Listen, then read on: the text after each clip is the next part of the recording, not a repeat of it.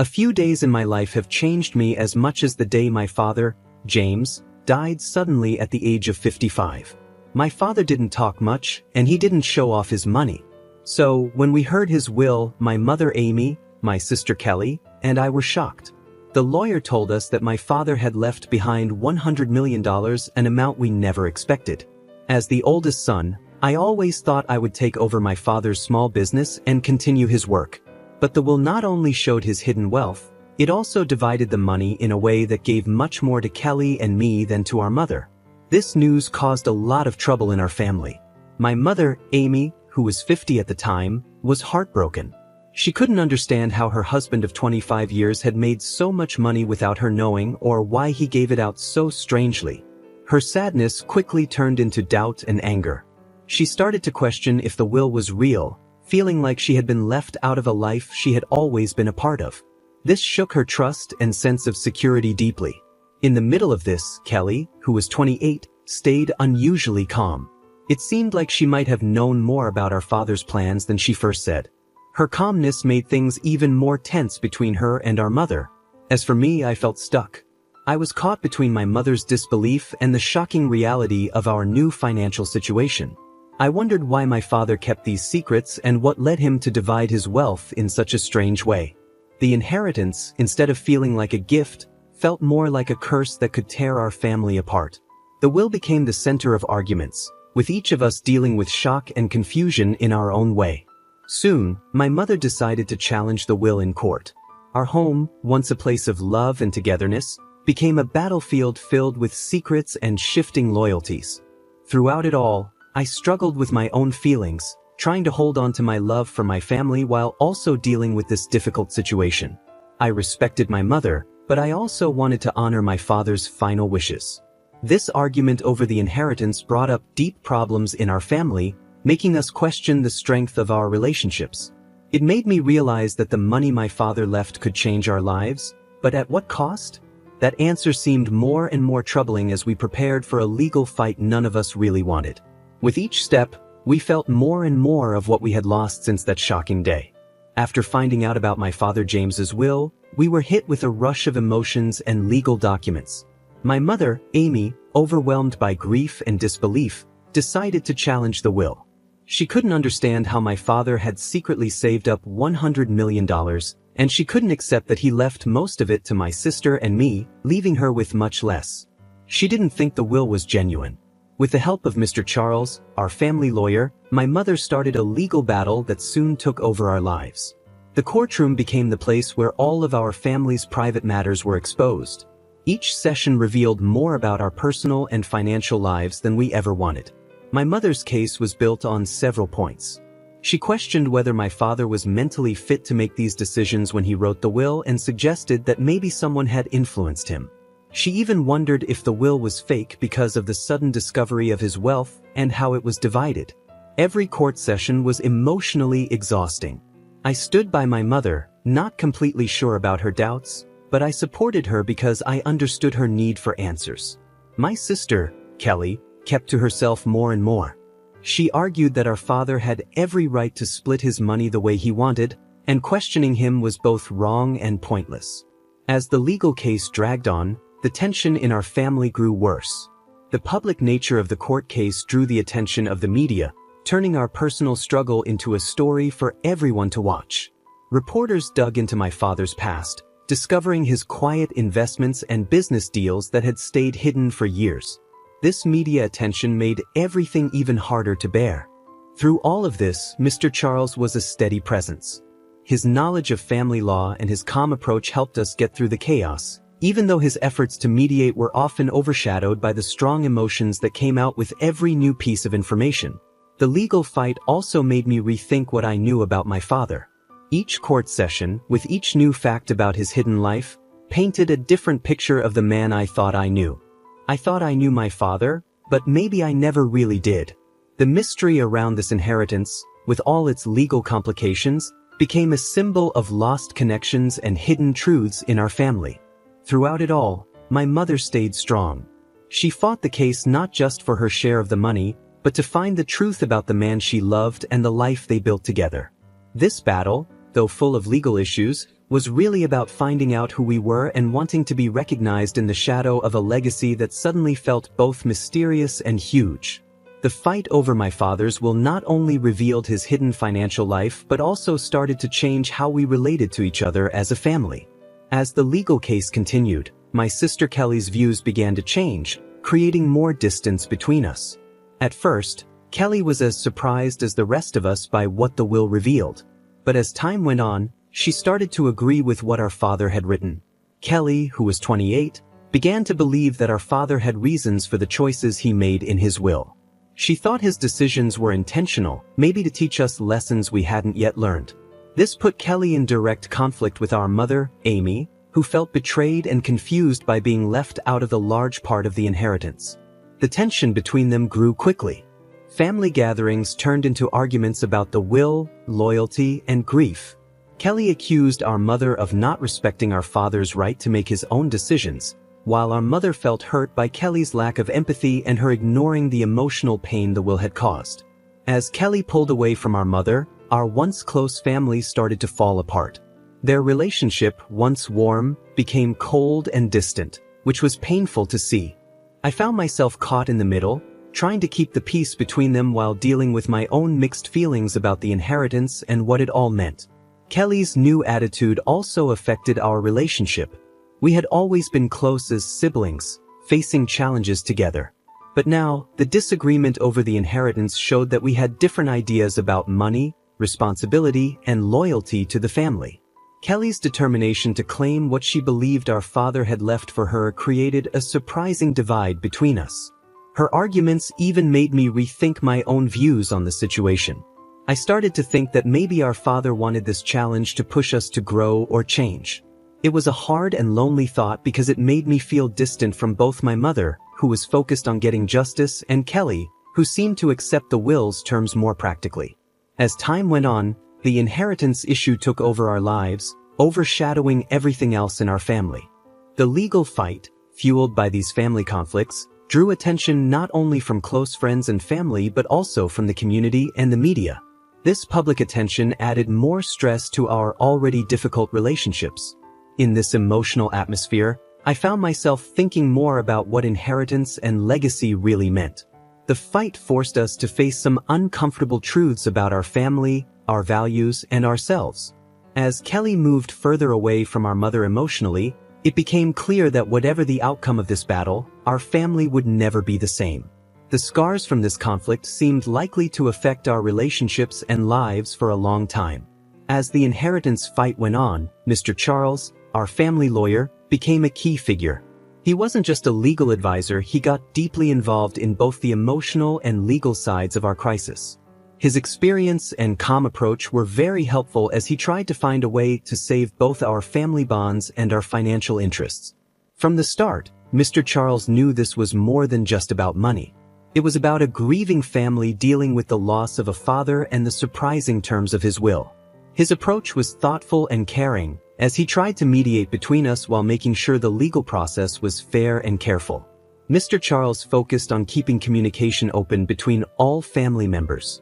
He organized meetings where we could talk freely, not just with immediate family, but also with relatives affected by the situation. These meetings allowed us to express our feelings in a less formal way than in court.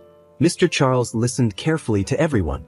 He paid special attention to my mother, who felt left out by the will, and he also talked to Kelly and me, trying to understand why our father made these choices. His ability to handle these conversations with care was important in keeping things from getting worse. On the legal side, Mr. Charles used his expertise to look at all possible outcomes of the case. He made sure we understood all the options, guiding us through this tough situation. Mr. Charles explained all the possible outcomes, from completely canceling the will to fully following its terms, and talked us through the legal consequences and how long each might take. This clarity helped us understand what to expect in the long run, including both the financial and emotional costs. Another important step Mr. Charles took was bringing in independent experts. These included forensic accountants to review my father's financial activities and estate planning experts to help explain why the will might have been structured the way it was. This well-rounded approach not only helped us understand the legal situation better but also provided more insight into my father's choices, which helped calm some of the anger in the family. Throughout it all, Mr. Charles remained a calm and steady presence. His support was reassuring, offering a sense of balance during emotional moments. His mediation efforts didn't always lead to immediate solutions, but they brought a needed level of professionalism and care. As time went on, Mr. Charles became more than just a lawyer, he became someone we could trust, guiding our family through one of the hardest times we had ever faced. Although the outcome of the legal battle was still unclear, his work ensured that whatever happened, the process would respect everyone's dignity and emotional health. In the middle of this legal fight and shifting family dynamics, my role as the eldest son became more complicated. I wasn't just trying to handle the inheritance issues. I was also trying to keep our family from falling apart. It was a tough challenge. On one side was my mother, Amy, heartbroken and feeling betrayed by the will, and on the other was my sister, Kelly, who saw our father's decisions differently than we did. As I watched our family struggle, I often wondered about my father's intentions. Could he have predicted the chaos his will would cause? Or did he think that the financial security he provided would be more important than the emotional toll? These thoughts stayed with me as I tried to hold our family together. The $100 million estate, which should have been a blessing, felt like a curse. Greed and distrust had taken over our relationships, replacing the warmth and trust we once had. Each new legal update or discovery seemed to drive a bigger wedge between us, with family members taking sides in what felt like a personal and painful battle. My efforts to bring peace were met with mixed responses. My mother, hurt and confused, leaned on me for support. My mother's pain made her hesitant to engage in any conversations that might seem to go against her fight over the will. Kelly, on the other hand, viewed my attempts at keeping the peace with some suspicion, thinking I wasn't fully supporting our father's wishes. This balancing act between the two was emotionally and mentally draining for me. To try and understand both sides, I arranged private talks with each family member. I listened without judging and spoke carefully to avoid causing more hurt. I encouraged us to openly talk about how we felt about the inheritance and our memories of our father, hoping we could find some common ground in our shared loss. I also sought advice from Mr. Charles, our lawyer, on how to handle the legal issues without tearing our family apart. His guidance was very helpful, giving me a better understanding of the legal process and helping me explain it to my family without adding to the tension. The media attention only made things worse. Reporters were eager to turn our situation into a dramatic story of a rich family in conflict. This unwanted attention put even more pressure on us. I found myself having to protect my mother and sister from intrusive questions and photographers, which made my role as the family protector even more complicated. Despite everything, I held on to the hope that we could find a solution that respected both my father's wishes and the needs of our family. This hope was tested over and over as the case dragged on. Every court session and legal argument seemed to push us further apart. Deep down, I knew that the real battle wasn't just over the millions my father left behind, it was about the legacy of our family's unity and the values we wanted to hold on to. The struggle to maintain that unity during all the chaos of greed and grief defined my role as a brother and a son during this difficult time. Just when we thought we understood the situation with the $100 million inheritance, a new twist made things even more complicated. Further investigation into my father's finances revealed that he had hidden more assets in various investments and offshore accounts. This discovery shocked us all, making us question even more what we thought we knew about my father and his legacy. The forensic accountants Mr. Charles had hired as part of the legal case uncovered these hidden assets. They found that the $100 million estate was only part of a larger collection of wealth my father had carefully hidden. The reasons behind my father's secrecy became an even bigger mystery, complicating both our emotions and the legal strategies surrounding the will. As the eldest son and a key figure trying to keep the family together, this new revelation made my role even harder to manage. I found myself at the center of this new situation. The discovery had two effects. It made the greed and conflict among our extended family worse, while also offering a chance for a fairer solution within our immediate family if handled properly. The newly found assets were quite varied, from real estate in different countries to investments in private companies and large stock portfolios. This changed everything about the inheritance fight. making us rethink our legal strategy.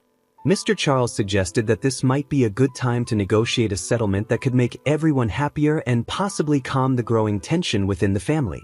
However, the negotiations were far from easy. With more assets on the table, there was even more to argue about, and tensions rose as each family member reconsidered their position. My mother, already suspicious about the will, became even more convinced that her exclusion was a personal betrayal. Kelly, on the other hand, saw this as more proof of our father's wisdom and planning, believing it showed how he intended to provide for us in unconventional ways.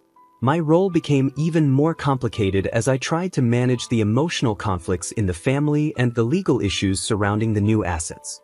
I still hoped to find a solution that could bring peace to the family, but with each new discovery, that goal seemed further out of reach. The negotiations over the additional assets went through several rounds of discussions, led by Mr. Charles. He not only gave legal advice but also tried to understand and manage the family dynamics. These talks were difficult and often emotional, as old hurts were brought up and new suspicions formed. Through all of this, the idea of legacy took on a different meaning for me.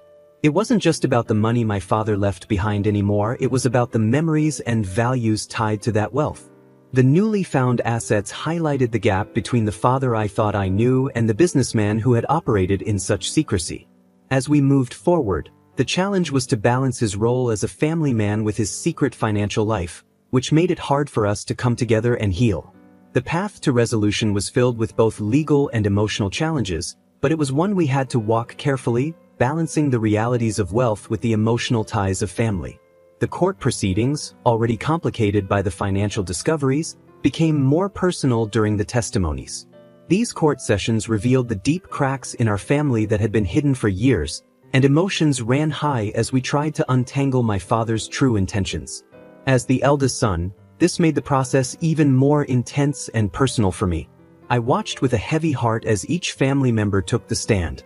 The courtroom, filled with lawyers, reporters, and curious onlookers, was a harsh setting for the raw emotions my mother Amy and my sister Kelly showed. Each testimony revealed their pain, hopes, and feelings of betrayal. My mother's testimony was especially heartbreaking. She spoke about her life with my father, James, describing what she thought was a partnership built on respect and shared decisions. Her voice cracked as she talked about the later years of their marriage when James became more secretive. At the time, she thought it was just the stress of his business, but now she believed it was related to the secret wealth he had been accumulating. She expressed feeling betrayed not only by the will but by their entire marriage, which she now saw in a different light. Kelly's view was very different.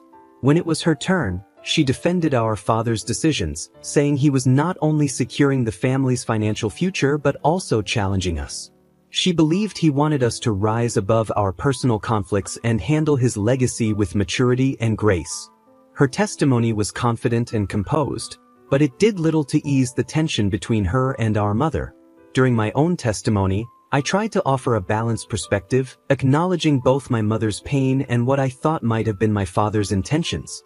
I spoke about the man I knew, a loving father and a smart businessman who may not have realized how his secret financial planning would affect us emotionally.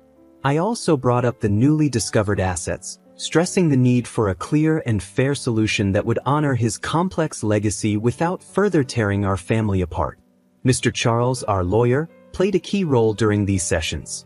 He carefully navigated the legal details and emotional issues with skill, understanding our family in a way few others could.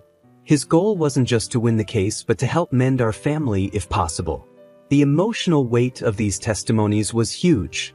The courtroom felt like a pressure cooker, with old hurts and unresolved problems coming to the surface. The process was cathartic in some ways but also incredibly damaging. Relationships that had taken years to build were breaking apart before our eyes, held together only by the fragile hope of finding a solution that could address both the emotional and financial needs of everyone involved. The impact of these testimonies went beyond the courtroom. They became the focus of media attention, turning our personal pain into a public spectacle. This extra layer of exposure only made the stress and anxiety worse for all of us. We all felt overwhelmed, making the legal process even harder to bear. As the court sessions continued, It became clear that the outcome of this battle would change our family forever. No matter what the final decision would be, the emotional scars would last, and we would have to figure out how to move forward after dealing with a legacy as complicated as the man who left it behind. As the inheritance fight dragged on, the chance of a peaceful settlement seemed to fade. We had started with a small hope of reaching a compromise that would help us avoid the bitterness of a long court case. But as everyone held firm to their positions, the negotiations fell apart. What had begun as hopeful discussions turned into failed attempts that only made the divides in our family worse. At first, there were some positive moments. Mr. Charles, our family lawyer, arranged several mediation sessions to encourage dialogue and work toward a fair solution. We talked about different options for dividing the $100 million and the other assets that had been uncovered. Each of us, my mother Amy, my sister Kelly, and I brought our own views and emotions to these talks. My mother was firm in her belief that she had been wronged by being left out of the will and deserved a large share of the estate, not just for the money but also as a matter of respect. She felt even more strongly about this after learning about the hidden assets, which she saw as further proof of deceit. Kelly, however, continued to support our father's wishes as written in the will. She saw it as a reflection of his understanding of each of us and believed we should honor it. My role in these talks was incredibly hard. I tried to find a middle ground between my mother and Kelly, suggesting different ways to divide the assets that could address both legal and emotional concerns. But every compromise I offered only seemed to highlight how far apart we were. Kelly saw these ideas as going against our father's wishes, while my mother saw them as necessary to correct a wrong. The mediation sessions often ended in frustration and tears, with each of us retreating to our own sides. The emotional strain was clear on everyone. The stress made old wounds worse and created new ones, making it harder and harder to have a rational discussion. The intense media attention that followed each session added even more pressure, turning our private pain into public drama. Mr. Charles's role grew from just being a legal advisor to being an emotional support for all of us. Despite his best efforts, the possibility of finding common ground seemed to slip away a little more each day. The combination of legal complexities, the large amount of money involved, and the deep emotions of everyone made the situation incredibly difficult to resolve. The failure of the negotiations made everyone more firm in their positions, creating barriers that seemed impossible to overcome. When the talks broke down, it marked a turning point for our family. It became clear that we would need the court to decide the outcome. This was hard to accept because it didn't just mean the failure to reach a compromise, but it also felt like the end of any chance of family unity. As we prepared for the court proceedings to continue, there was a sense of resignation and determination. The stakes were higher than ever, not just in terms of money, but also in the lasting impact this legal battle would have on our relationships. A court ruling seemed inevitable, but it didn't offer much hope for healing the divisions that had come to define how we interacted. After months of emotional testimonies, failed talks, and deep legal scrutiny, the day of the final verdict arrived. This was the moment that would decide how my father's $100 million estate, along with the newly discovered assets, would be divided. It would also reshape the dynamics of our family. The tension was thick as we entered the courtroom, each of us feeling a mix of fear and hope. As the judge began to speak, the room went silent. The verdict would not only settle the legal dispute over the inheritance but also mark the start of a new chapter for our family. This chapter might bring us back together or permanently break the fragile bonds that still connected us. The judge acknowledged the complexity of the case, noting how deeply emotions had influenced the entire process. The decision considered the many legal arguments presented, the personal testimonies that revealed much about our relationships, and the possible effects on family unity. The verdict was more balanced than we had expected. It didn't completely favor any one side but offered a compromise that aimed to address the concerns raised by everyone. The judge ordered a redistribution of the assets that was different from what my father's will had laid out. My mother, Amy, was given a significant portion, recognizing her role in my father's success and the unfairness of her being excluded. Kelly received a large share as well, but with conditions to ensure the responsible management of the wealth, reflecting her focus on preserving our father's legacy and business values. As for me, I was given the responsibility of overseeing certain parts of the estate, with the task of balancing our father's business legacy while making sure that all family members were fairly supported. The verdict also required us to attend family counseling as part of the estate settlement, recognizing the deep emotional wounds that needed healing beyond the legal matters. This showed the judge understood that the issues we faced weren't just about money, but about the very core of our family relationships. When we left the courtroom, the mood was quiet and heavy. There was some relief that the legal fight was over, but the emotional weight was still there. Kelly, Amy, and I exchanged tired looks, knowing that while the court had made its decision, the journey to emotional healing and real reconciliation was just beginning. In the days after the verdict, we took small steps toward understanding and possibly forgiveness. The required counseling sessions weren't so much about the will anymore, but about years of miscommunication and unspoken feelings. Slowly, we began to see each other not as enemies in a legal fight but as family members who had all lost something irreplaceable: the trust and simplicity we once shared before the will was revealed. The court's decision had definitely changed our family dynamics, creating new rules for how we would interact and handle financial matters. But it also gave us a small hope that, over time, we might rebuild something stronger from the conflict. The final ruling on the inheritance brought both an end and new challenges. It closed the chapter on our bitter legal battle over my father's $100 million estate but opened a time for reflection and rebuilding as we moved forward. One of the biggest lessons we learned from this experience was the importance of being open with each other. The secrecy around my father's finances had been a major cause of the conflict. From now on, we committed to being more transparent about financial matters, making sure no family member would ever feel left out or surprised again. This openness extended beyond just money. It included having more honest conversations about our expectations and concerns as a family. Another important lesson was the value of good legal and financial planning. The complicated issues that came up during the court case showed us the need for clear, well-documented estate plans that take into account not just legal rules, but also the emotional and relational needs of the family. We learned that estate planning shouldn't be done in secret but should involve everyone affected. This way, misunderstandings can be avoided, and there would be a clear plan for future generations. The required family counseling sessions ended up being a turning point for us. They taught us the importance of addressing issues before they grow into big problems. Through these sessions, we began to better understand each other's perspectives and concerns, which helped us start the healing process. We realized that truly listening to each other was just as important as any legal document for keeping family peace. This experience also showed us that wealth can be both a blessing and a burden. We saw how money could create opportunities but also cause conflict and unhappiness. This made us rethink our values as a family. We started to focus more on our relationships and shared experiences instead of just material things. We understood that the real legacy we wanted to leave behind was one built on mutual respect and support. As we put these lessons into practice, new beginnings started to form. Amy, Kelly, and I began to build a different kind of relationship, one that was more careful and thoughtful, but also more mature.